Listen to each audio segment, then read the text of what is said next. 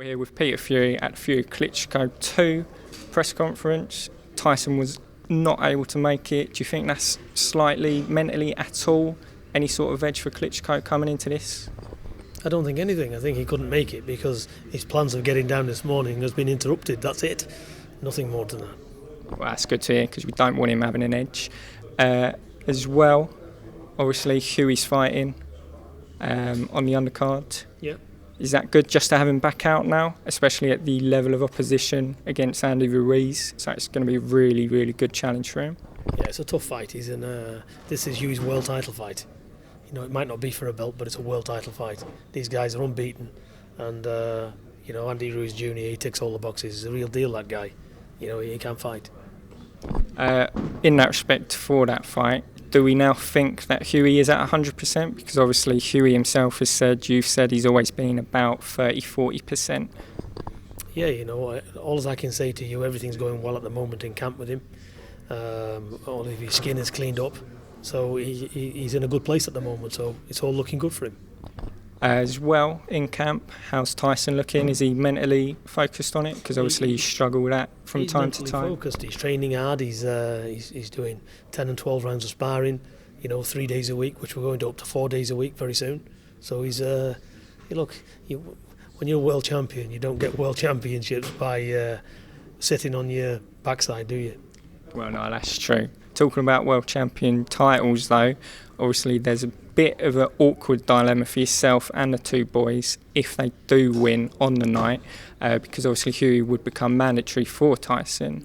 I know it's if, buts and maybes, but what do you think would happen in that situation? I don't think anything. I think the main thing is to keep both boys winning. You know, that's up for Tyson and Huey to have a discussion what they want to do with the belts. If Tyson wants to give the belt up so his cousin can fight for it, that's Tyson's choice. Tyson's earned them belts. He's had to fight and win them the hard way. So if he wants to keep them belts, Huey can go another route. So it's just what it is. We're happy to get him winning. Obviously, Klitschko in the first fight was very tentative, didn't really expand a lot. He probably underestimated Tyson, if anything. This fight, he's already said he's probably going to let his hands go. For me, at least, it seems like that will probably play into Tyson's hands. I think what you need, what everybody needs to understand, we saw the best Klitschko in Dusseldorf, and he lost. And we're going to see just as good as Klitschko again, with different tactics, letting his hands go more, doing different stuff. But Tyson will do different stuff.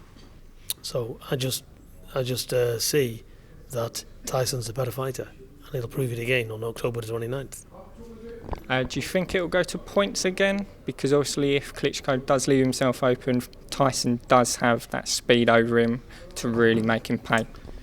I think it's a catch-22. It just depends the type of fight what Klitschko brings. I know we're ready for a fight, and Tyson's training for a fight. So I don't think he's going to go the distance, no. I think he's going to, like I said in the press conference, always look at the past events. When you get a dynamite fight the first time, the rematch is crap. This was a chess match the first time, it never really enlightened off. This time it will. Because I think the trainers, the teams, will be telling them you need to do stuff different, and it will. So I think Vladimir will be true to his word and he'll bring it. But when he brings it, you know, there's another person there in Tyson Fury to respond to it. So we'll see fireworks, for sure. Well, he's hoping for fireworks in this one and a Tyson win. In the next year, though, Tyson's already tentatively said about possibility of fighting Joshua and also Wilder. What's your thoughts on them fights? Yeah, you know, the big fights, and we like them fights. So, you know, first of all, I'm not looking past Vladimir Klitschko. So let's get past Vladimir Klitschko, then we'll look at who's available next. So that's the plan. Nice and concise answer. Won't take up any more of your time. Thank you very much. You're welcome. It was always a pleasure. Thank you very much. Cheers.